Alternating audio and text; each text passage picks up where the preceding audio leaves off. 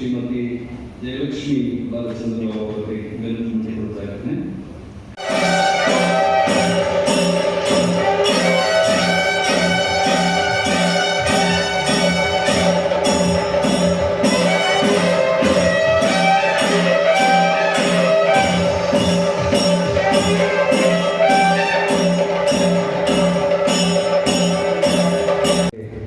ಕೇಂದ್ರದ ಆಡಳಿತಾಧಿಕಾರಿ doctor B Jagadish Shetty ಅವರಿಗೆ ಹೂವಿನಿಟ್ಟು ಸ್ವಾಗತಿಸಬೇಕು ಅಂತ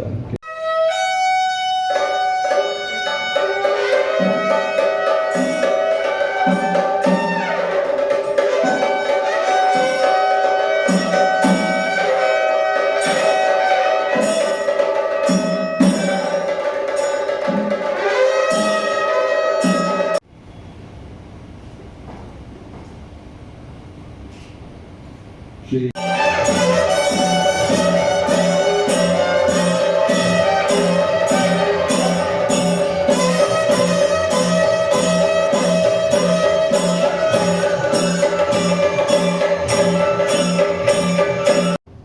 ಉಡುಪಿಯ ಬೋರ್ಡ್ ಹೈಸ್ಕೂಲು, ಉಡುಪಿಯ ಕ್ರಿಶ್ಚಿಯನ್ ಹೈಸ್ಕೂಲು, ಒಂದು ಕಡೆಯಲ್ಲಿ ಕ್ರೀಡಾ ಅಧ್ಯಾಪಕನಾಗಿ ಮತ್ತೊಂದು ಕಡೆಯಲ್ಲಿ ಕನ್ನಡ ಪಂಡಿತನಾಗಿ ಕೆಲಸ ಮಾಡಿದ ಉಡುಪಿ.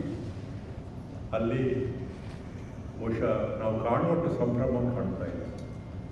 ಇಂಥ ಒಂದು ದಿನ ನಾನು ಈ ಸಭಾಂಗಣ ತುಂಬಬೇಕು ಅಂತ ಭಾವಿಸಿದ್ದೆ. ಯಾಕೆಂದರೆ ನಂದಿನಿಕೆಯಲ್ಲಿ ಜನಿಸಿದರೂ ಕೂಡ ಸ್ವಲ್ಪ ಕಾಲ ಕುಂದಾಪುರದಲ್ಲಿದ್ದರೂ ಕೂಡ ಉಡುಪಿ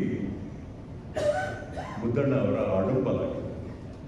പക്ഷെ ಅದರ ಬಗ್ಗೆ ನಾನೇನು ಭಾಳ ಟೀಕೆ ಮಾಡ್ತಾ ಇಲ್ಲ. ಆದರೆ ವಿದ್ವತ್ತು ಎನ್ನುವುದು ನಮ್ಮ ಕರಾವಳಿ ಪ್ರದೇಶದ ದೊಡ್ಡ ಶಕ್ತಿ. ಅದು ಮಂಜೇಶ್ವರ ಗೋವಿಂದಪೈ ಇರ್ಬೋದು, ಹುಳಿಯ ತಿಮ್ಮಪ್ಪಯ್ಯ ಇರ್ಬೋದು, ಸಿಡಿಯ ಕೃಷ್ಣಭಟ್ ಇರ್ಬೋದು, ತೆಕ್ಕುಂಜೆ ಗೋಪಾಲಕೃಷ್ಣಭಟ್ ಇರ್ಬೋದು, ಪ್ರೊಫೆಸರ್ ಅಮೃತ ಸೋಮೇಶ್ವರ ಇರ್ಬೋದು.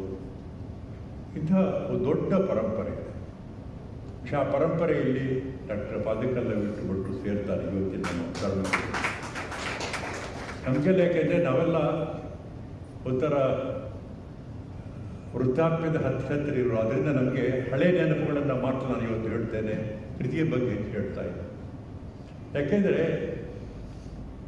ನಮಗೆ ಈ ಜಿಲ್ಲೆಗೆ, ಅಂದರೆ ದಕ್ಷಿಣ ಜಿಲ್ಲೆಗೆ ಉಳಿದ ಕರ್ನಾಟಕದ ಭಾಗಗಳಿಗಿಂತ ಹೆಚ್ಚು ವಿಶಿಷ್ಟತೆ, ಅನನ್ಯತೆಯಿಂದ ಇರುವಂಥದ್ದು ನಮ್ಮ ಪಾಂಡಿತ್ಯದಲ್ಲಿ. ಇಲ್ಲಿ ವಿದ್ವಾನ್ ಹೆಸರಿನ ಅನೇಕ ಮಂದಿ ಕನ್ನಡ ಪಂಡಿತರುಗಳಿದ್ದರು.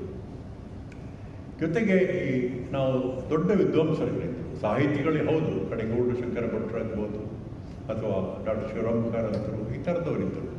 ಆದರೆ ಈ ಪಾಂಡಿತ್ಯ ಇದೆಯಲ್ಲ, ಪ್ರಾಚೀನ ಕಾವ್ಯಗಳ ಅಧ್ಯಯನ, ಸಂಪಾದನೆ, ಈ ದೃಷ್ಟಿಯಿಂದ ಇದಕ್ಕೆ ದೊಡ್ಡ ಒಂದು ಪರಂಪರೆ ಇದೆ. ಆ ಪರಂಪರೆಯನ್ನು ಉಳಿಸಿಕೊಂಡು ಬರುವಂಥದ್ದು ನಮ್ಮ ಹೊಸ ಪೀಳಿಗೆ ಕರ್ತವ್ಯ ಆಗಿದೆ. ಇವತ್ತು ಸಂಶೋಧನೆಗೆ ಬೇಕಾದಷ್ಟು ಅನುಕೂಲತೆಗಳಿವೆ, ಕೇಂದ್ರಗಳಿವೆ, ಗ್ರಂಥಾಲಯಗಳಿವೆ. പക്ഷെ ಅದನ್ನು ನಾವು ಬಳಸಿಕೊಂಡು ಕೆಲಸ ಮಾಡದೆ ಹೋದರೆ ಈ ಜಿಲ್ಲೆಗೆ ನಾವು ಮಾನ ತರಲಿಕ್ಕೆ, ಗೌರವ ತರಲಿಕ್ಕೆ ಆಗೋದಿಲ್ಲ.